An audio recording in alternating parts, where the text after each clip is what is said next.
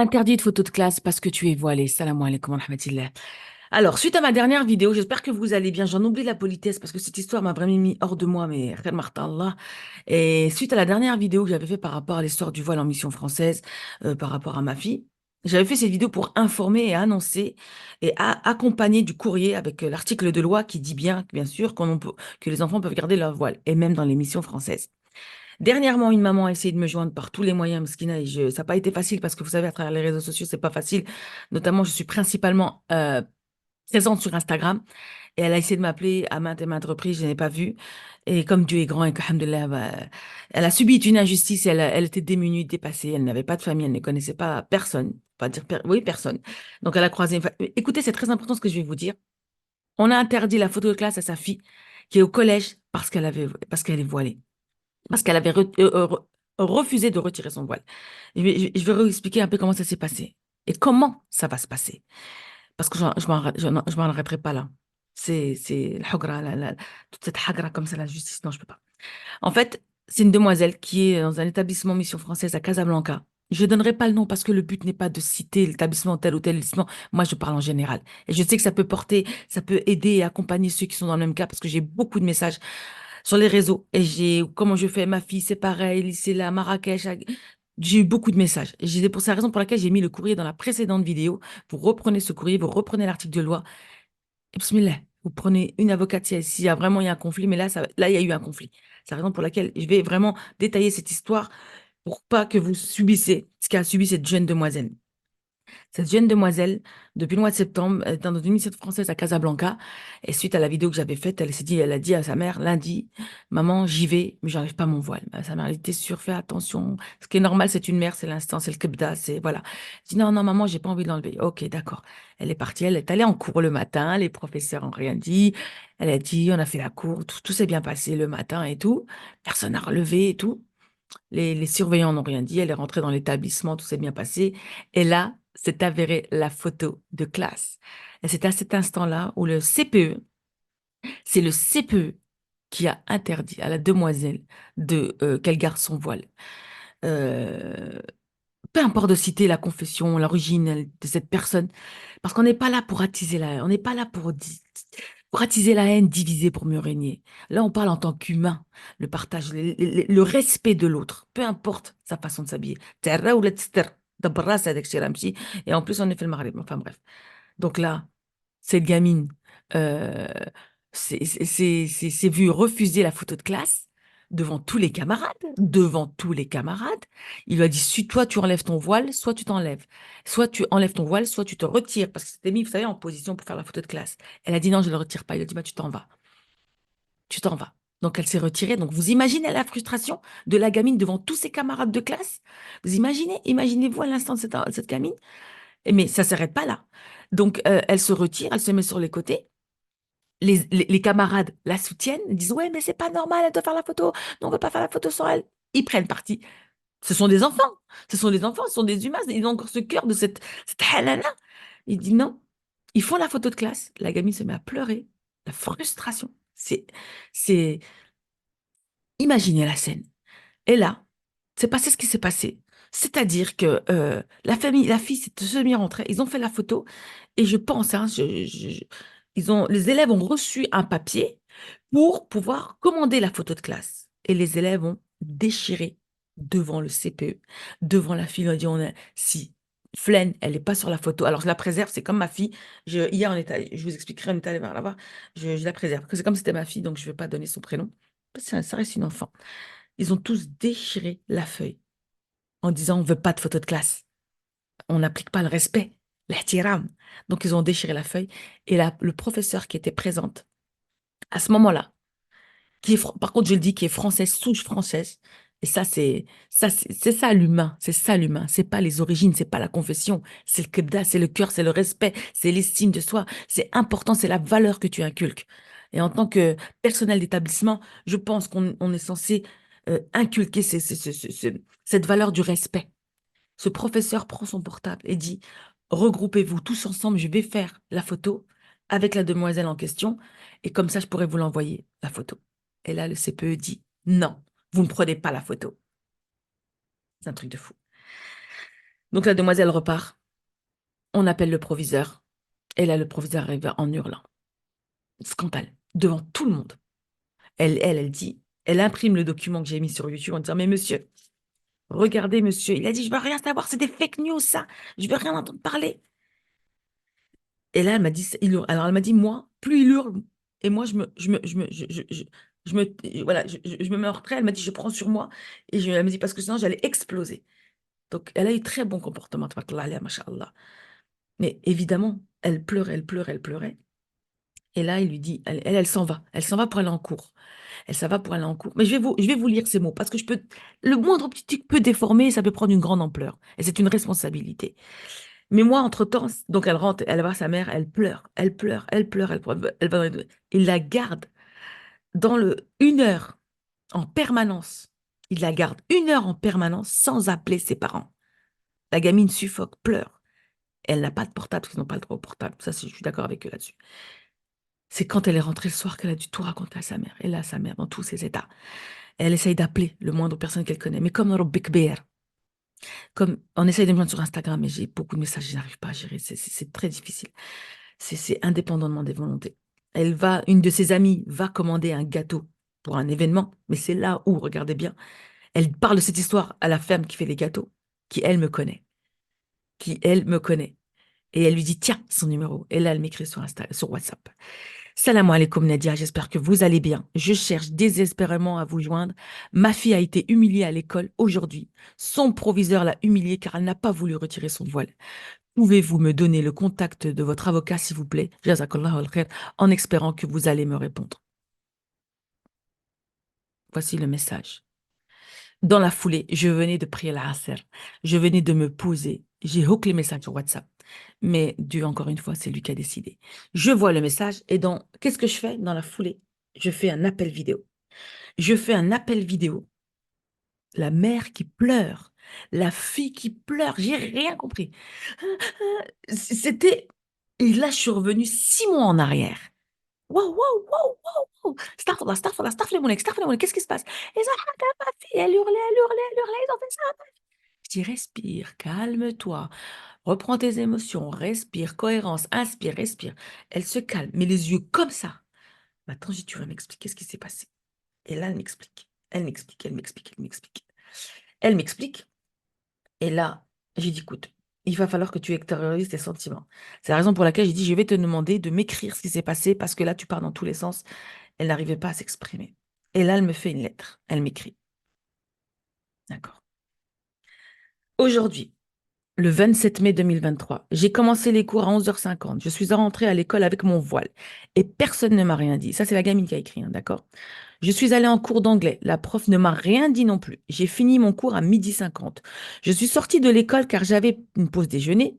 À 13h20, je suis revenue. À 13h20, elle est revenue. Donc, elle a déjeuné, elle est revenue. La matinée s'est bien passée. Voilée dans l'école pour me préparer pour la photo de classe aux toilettes avec 2 filles de ma classe. Et une autre fille qui est dans une autre classe de quatrième. Et j'ai fini de me préparer à 13h50. Personne ne m'a toujours rien dit. À 13h55, je suis allée en cours de mathématiques. La prof ne m'a rien dit non plus pour mon voile. À 14h10, nous sommes allés faire la photo de classe et la dame qui fait la photo nous a placés pour faire la photo. Au moment de faire la photo, le CPE, Monsieur Flynn, est arrivé et m'a dit que je ne pouvais pas la faire car j'avais mon voile. Il m'a dit, soit tu l'enlèves, soit tu ne fais pas la photo. Je lui ai dit que je ne l'enlèverai pas et que tous mes camarades de classe lui ont dit si Flynn, donc le nom de prénom de la fille, ne fait pas la photo, nous ne la ferons pas non plus sans elle. Ça, c'est les camarades. On refusait de faire la photo si la demoiselle n'était pas là. Il m'a dit, même si tu ne fais pas la photo, tu vas devoir t'enlever. Tu vas devoir l'enlever. Même si elle ne fait pas la photo, tu vas devoir retirer ton voile. J'ai refusé de l'enlever et je me suis mise à pleurer et mes camarades de classe m'ont soutenue. Ensuite, j'ai essayé d'expliquer au CPE que c'est la loi du Maroc, donc ça c'est soit à la vidéo que j'avais fait avec le document, qu'il emporte et que c'est illégal d'interdire le voile au sein de l'établissement. Il m'a répondu que ce n'était pas avec lui qu'il fallait voir ça, mais avec le proviseur. Je me suis mise donc de côté, car j'étais énervée. Un peu plus tard, monsieur Flynn, donc le directeur adjoint, est venu pour me parler, mais je lui ai dit que je ne veux pas parler et que je préfère me calmer. Ben, vous savez qu'elle est allée, la gamine. Et ça, c'est très courageux de sa part, de se calmer, de ne pas riposter. Je vous en parle, wallah, tabouri shafiya. Quand la photo de classe est terminée, ma prof de mathématiques m'a demandé si je voulais faire une photo de toute la classe avec son téléphone et c'est là que le CPE a refusé. Ensuite, la dame des photos a distribué des feuilles pour acheter les photos, mais la moitié de ma classe a déchiré la feuille et l'a jetée pour me soutenir. Nous sommes ensuite retournés en cours de mathématiques. À la pause de 14h55, je suis allée aux toilettes pour me changer. Je me suis ensuite dirigée vers mon cours suivant d'espagnol. Donc, suite à la photo, l'altercation, pardon, la gamine a demandé, elle est repartie en cours. Elle a essayé d'avancer, d'aller en cours. Euh, donc, elle a distribué les photos. À 14h45, pardon, excusez-moi, c'est écrit tout petit. 14h55, je suis allée aux toilettes pour me changer. Je me suis ensuite dirigée vers mon cours pour d'espagnol et c'est à ce moment-là que j'ai croisé le proviseur, Monsieur Flynn, qui m'a appelé en parlant fort et m'a dit, Mademoiselle, viens là et enlève ton truc sur la tête. J'ai répondu non de la tête. Il m'a dit, enlève ça de tout de suite. J'ai dit, monsieur, il n'y a pas de... Il lui a répondu, il n'y a pas de monsieur en criant. Il m'a dit, on va pas faire un scandale. J'ai déjà eu la discussion avec tes parents parce qu'en début d'année, les parents avaient demandé pour le voile. Et ils ont discuté, il avait passé la pommade en disant que c'était pas possible. Les parents n'ont pas, comme moi au début en fait. Je dis, bon, bah ok, d'accord, on verra. C'est une mission française, voilà. Il a fallu cette altercation pour que la maman voilà, comme moi, vous savez, pour ma fille, quand elle a été poussée avec physiquement, subhanallah, le Dieu fait bien les choses. Wallah, c'est pas un hasard. Même si c'est un mal, même si c'est dur, même si c'est une hagra, même si c'est des larmes, c'était le petit truc qui a fait que. J'ai répondu non de la tête, il m'a dit enlève ça tout de suite. Donc il m'a dit on va pas faire un scandale, j'ai déjà eu la discussion avec tes parents. Je lui ai ensuite dit s'il vous plaît. Il m'a dit il n'y a pas de s'il vous plaît. J'ai dit mais il m'a dit il n'y a pas de mais. Donc elle a dit s'il vous plaît, pas de s'il vous plaît, mais pas de mais. Voilà, j'essaie de vous le. Je peux vous montrer quelque chose. Il m'a répondu non, je ne veux rien voir parce qu'elle avait le fameux courrier que j'ai fait imprimer sur YouTube. Il a ensuite appelé quelqu'un en lui disant elle ne veut pas enlever son fichu truc, son fichu. Il a raccroché et m'a dit d'aller à la vie scolaire. Donc il a passé un coup de fil. Il lui a dit maintenant tu vas à la vie scolaire. Je suis restée à la vie scolaire en pleurs. Ils m'ont demandé si je voulais appeler ma mère. J'ai refusé car j'étais choquée autant pour moi. Je reviens sur ce que j'ai dit. Ils lui ont proposé d'appeler ses parents. Ah, je pense qu'elle, car j'étais choquée. Et ensuite, ils m'ont envoyé en permanence jusqu'à la fin des cours.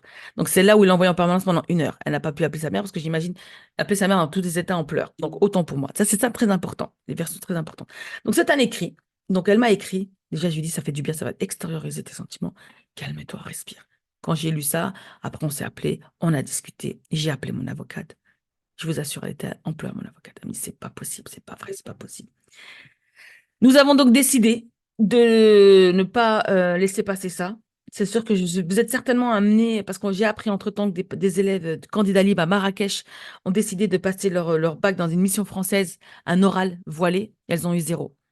Et le proviseur adjoint s'est interpellé en disant c'est pas normal de mettre 0. Elles sont quand même venues, c'est minimum au moins 50 points. Ça, c'est le retour que j'ai dit, j'étais pas là. Il a dit non, elles avaient leur truc sur la tête, ça sera 0.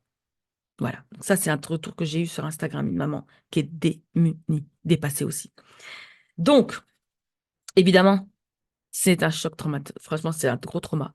C'est un truc de fou. Donc, je lui ai dit, c'est pas la peine d'aller à l'école, respire, même si elle n'a pas dormi de la nuit, ni elle ni la maman. Parce que j'ai appelé le soir, j'ai appelé le lendemain. Donc, elle est allée lui faire un certificat médical. D'accord? J'allais vous montrer mon PV parce que je suis allée hier. Je suis allée hier à Casablanca. J'ai pris un PV tellement j'étais hors de moi, quoi. J'étais à double régime. Mais c'est un khair. C'est pas facile à dire, mais c'est un khair. Où est le but de cette vidéo? De vous dire qu'on doit vraiment cesser de vouloir imposer sa loi. Le Maroc, tu l'aimes ou tu le quittes.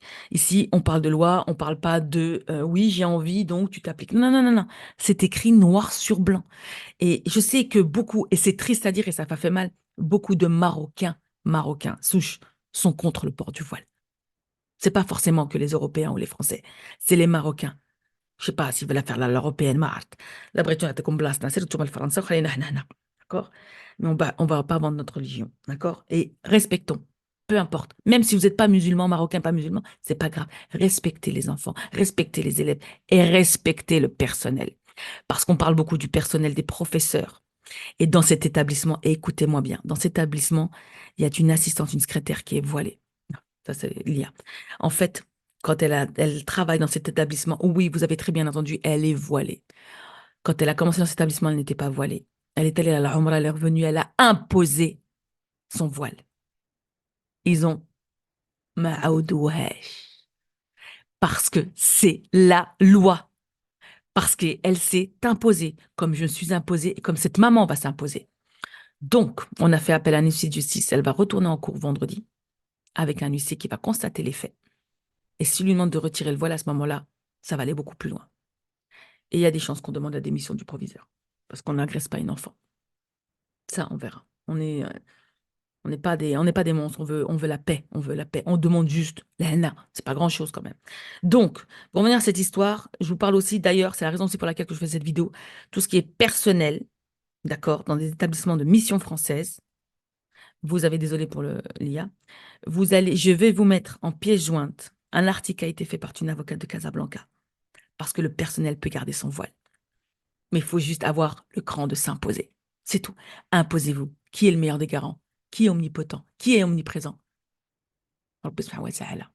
N'ayez pas peur. Alors, par contre, ça va pas être facile parce que vous allez être seul. Au début, les gens, ils ont envie, ils sont là, ouais, viens, on fait une vidéo, on fait ci, on fait ça, je t'accompagne. Après, ils ont peur. Et ça, c'est propre à eux. Ça, on ne juge pas. C'est pas facile. Allah yahsal awan. Mais alhamdoulilah, Rabbi a'tana hadal quwwa, justement, pour pas se laisser faire. D'accord? Et parce que c'est la loi. C'est comme ça, on l'a pas inventé. Je l'ai pas inventé. Moi, on m'a dit, ouais, la loi, elle dit non. Je dis, ok, ça fait pas de problème. Problème. Mais c'est pas le cas. ما تحقروناش. Vous voyez ce que je veux dire? Donc, je vous mets l'article pour le personnel. Je vous tiendrai au courant de la suite de ces affaires. Donc, aujourd'hui, on est mercredi. Donc, elle a un arrêt de travail, une TT de 3 jours. Parce que voilà, je l'ai rappelé le lendemain matin. J'ai appelé, c'est maman qui m'a répondu. Elle pleurait encore. Je dis, mais pourquoi tu pleures? Elle me dit, c'est le contre-coup. Je dis, c'est normal, c'est normal. Je laisse extériorise pas. Et donc, c'est pour ça que j'ai pris ma voiture. J'ai pris ma fille avec moi, qui a manqué les cours. Parce que je dis, je pense qu'elle va parler avec une ado, elles vont se comprendre et ça va faire du bien. Alhamdoulilah, ça lui a fait du bien. On a fait l'aller-retour Casa-Karaba. Ça lui a fait du bien parce que Rabbi l'a décidé, parce que voilà, c'était comme ça. On l'a fait parce que voilà, c'est comme ça. Allahumma lak alhamd, alhamdoulilah, wa shukru lillah, Allahumma lak alhamd. Vous savez, quand je suis arrivée au Maroc, je ne pensais pas qu'elle allait se passer tout ce qui se passe actuellement. C'est pas du buzz, c'est mon travail. J'ai carrément laissé tomber mon travail. Donc, pour vous dire tellement, je suis prise parce que c'est les tripes qui parlent. Et donc, je m'aperçois que beaucoup de gens me contactent, beaucoup de MRE sont en train de rentrer au Maroc. Et je me dis, ouais, il y a un truc à faire dans le sens où il faut accompagner. Parce qu'ils ne savent pas, parce que c'est pas facile, parce qu'il faut un état d'esprit. Parce que si vous n'avez pas un mindset fort, le moindre truc comme ça, c'est bon, hein. Vous êtes en dep, hein. Vous êtes en dep, hein.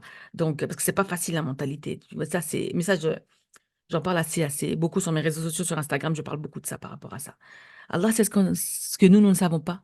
Ses plans sont les meilleurs, son chemin sont les meilleurs. J'ai donc décidé de travailler, d'accompagner désormais ceux qui veulent s'installer au Maroc et ceux qui veulent se faire des projets au Maroc. Je suis en train de bifurquer complètement mon travail. Donc c'est un truc, je prends une grosse responsabilité parce que j'ai une famille, parce que voilà, mais si je fais pour Rabbi subhanahu wa ta'ala avant tout, si l'intention elle est là, Inch'Allah, ya Rabbi ma khayebnish. En tout cas, voilà. Voilà, donc je vous tiendrai au courant, Inch'Allah, de la suite de cette affaire. Et écoute, khair, j'ai pas peur, je m'inquiète pas, parce que c'est le meilleur des garants. Assalamu alaikum wa rahmatullahi wa barakatuh.